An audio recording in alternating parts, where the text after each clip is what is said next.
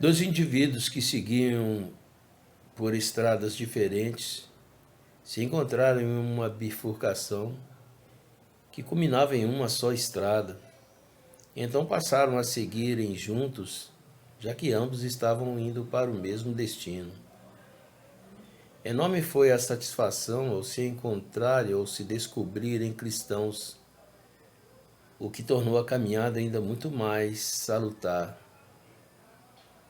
Cantavam os mesmos hinos, adorando ao mesmo Deus, confessavam os seus pecados e de como foram salvos pela graça imerecida, faziam as suas orações citando sempre o mesmo nome ao fazê-la.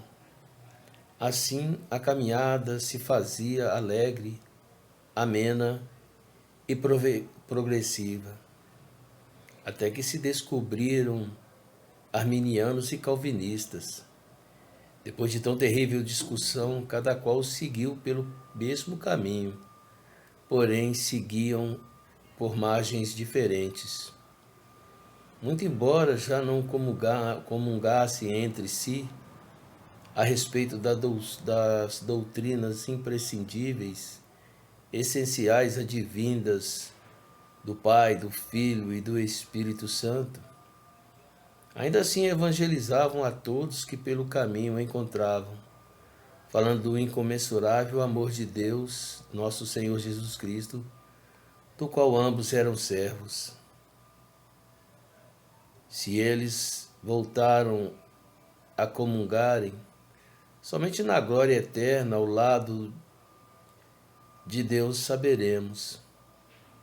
Mas deixaram um vasto e lindo jardim de flores em cada canto do caminho pelo qual eles seguiam. Isso foi me inspirado depois de certa feita, quando estava trabalhando, e alguém chegou a mim de forma até um tanto abrupta para saber minha opinião a respeito do livre-arbítrio e de predestinação. Principalmente depois que reportei a ele que eu fazia parte de uma igreja reformada.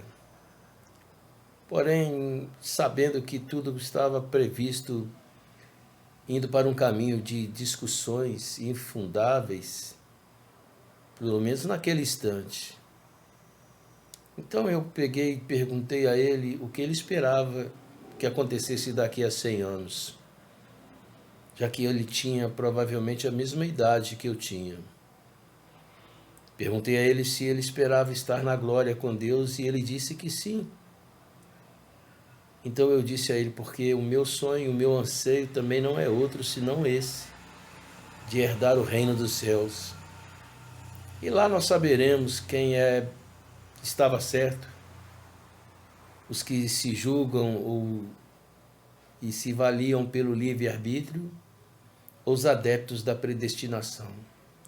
A grande realidade é que eu não quero entrar muito e nunca quis entrar muito no mérito desta questão, embora eu tenha a minha própria convicção. Eu a tornei subjetiva, embora basta nós lermos textos e encontramos textos de ambas as partes, aos que defendem o livre-arbítrio, aos que defendem a predestinação.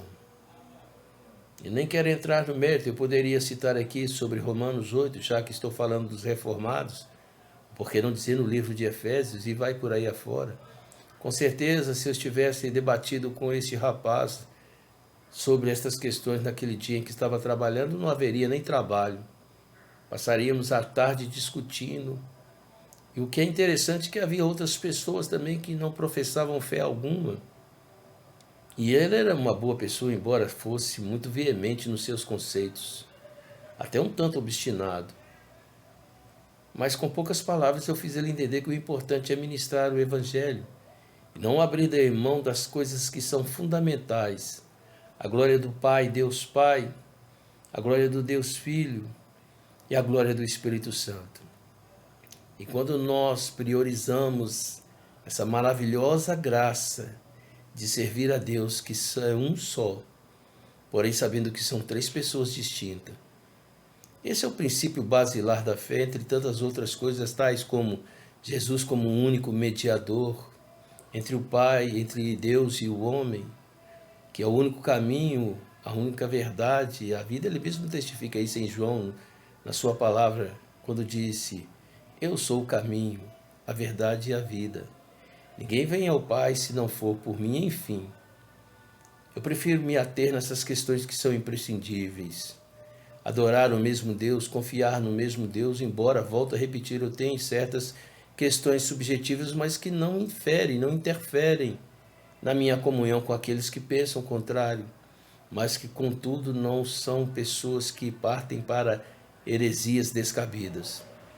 Existem divergências de opiniões teológicas, mas que em nada deterioram, em nada deturpam o conceito basilar, os fundamentos do cristianismo.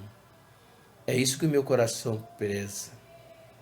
Enfim, sempre tenho algo falando sobre isso, e existe um outro poema meu que eu falo daqueles que estão à margem do rio.